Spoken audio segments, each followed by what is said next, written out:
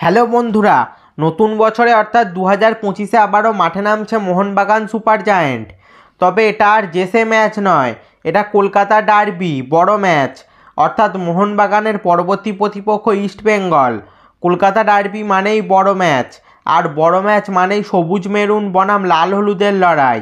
বড় ম্যাচ মানেই চিংড়ি বনাম ইলিশের লড়াই, ঘটি বাঙালের লড়াই, লক্ষ লক্ষ কোটি কোটি সবুজ মেরুন লাল হলুদ সমর্থকদের আবেগের লড়াই। একদিকে পালতোলা নৌকা আর অন্যদিকে মশালের লড়াই। আজকের ভিডিওতে Mohun Bagan versus East Bengal match preview, সময়সূচি, ফরমেশন কেমন হবে এবং ইস্টবেঙ্গলের বিরুদ্ধে মোহনবাগানের লাইন আপ একাদশ কেমন হবে তাই দেখে নেব। এবং চোটাঘাতের কী খবর, Greg Stewart, Dimitri Petratos, Anirudh Thapa কি খেলবে ডার্বিতে তাই জেনে নেব আজকের ভিডিওতে। চলো প্রথমেই সময়সূচি বলে দিই।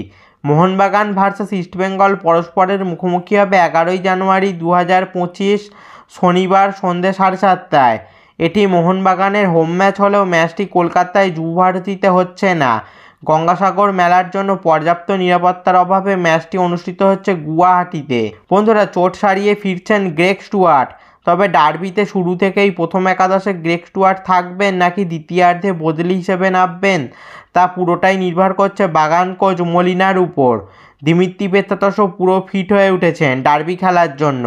তবে দুঃখের খবর, মোহনবাগান অনুশীলনে চোট পেয়েছেন অনিরুদ্ধ থাপা। মাঝ মাঠের অন্যতম প্রধান ভরসা অনিরুদ্ধ থাপা। সূত্রের খবর অনুযায়ী অনিরুদ্ধ থাপা 10 থেকে 15 দিনের জন্য মাঠের বাইরে চলে গেছেন, ফলে ডার্বি খেলতে পারবেন না অনিরুদ্ধ থাপা। অন্যদিকে ইস্টবেঙ্গলের আনোয়ার আলীও চোট পেয়েছেন, ফলে ডার্বি খেলার সম্ভাবনা প্রায় নেই আনোয়ার আলীর। ফরমেশনের কথা বললে মোহনবাগান ইস্টবেঙ্গলের বিরুদ্ধে 4-2-3-1 ফরমেশনেই যেতে পারে। চলো এবার ইস্টবেঙ্গলের বিরুদ্ধে মোহনবাগানের লাইন আপ, প্লেইং 11 কেমন হতে পারে তাই দেখে নিই। গোলে থাকবেন বিশাল কায়েত, ডিফেন্সে 2 বিদেশি সেন্টার ব্যাক টম আলড্রেড ও আলবার্তো রড্রিগেজ থাকবেন। রাইট ব্যাক পজিশানে আশিস রায় ও লেফট ব্যাক পজিশানে ক্যাপ্টেন সুভাশিস বোস থাকবেন। মাঝমাঠে আপুইয়ার সঙ্গে থাকতে পারেন সাহাল আব্দুল সামাদ অথবা দীপক টাংরির মধ্যে একজন। একটু উপরে অ্যাটাকিং মিডফিল্ড পজিশানে গ্রেগ স্টুয়ার্ট যদি সম্পূর্ণ ফিট হয়ে যায়, আর না হলে জেসন কামিন্স শুরু করবেন। ডান দিকে রাইট উইংয়ে মনবীর ও বাঁ দিকে লেফট উইংয়ে লিস্টন কোলাসও থাকবেন, এবং আক্রমণে ফরওয়ার্ড পজিশানে থাকবেন জেমি ম্যাকলারেন। হ্যাঁ বন্ধুরা, এরকমই হতে পারে ইস্টবেঙ্গলের বিরুদ্ধে মোহনবাগানের লাইন আপ, প্রথম একাদশ। বন্ধুরা, এই মুহূর্তে মোহনবাগান 14 ম্যাচ খেলে 32 পয়েন্ট নিয়ে আইএসএল পয়েন্ট টেবিলে রয়েছে 1 নম্বর স্থানে। অন্যদিকে ইস্টবেঙ্গল 14 ম্যাচ খেলে 14 পয়েন্ট নিয়ে আইএসএল পয়েন্ট টেবিলে রয়েছে 11 নম্বর স্থানে। শক্তির দিক দিয়ে মোহনবাগান অনেকটা এগিয়ে থাকলেও ডার্বি অলওয়েজ 50-50। ম্যাচের দিন যে দল ভালো খেলবে তারাই জয় তুলে নেবে। তো বন্ধুরা, তোমাদের কি মনে হয় কলকাতা ডার্বি কে জিতবে, মোহনবাগান নাকি ইস্টবেঙ্গল?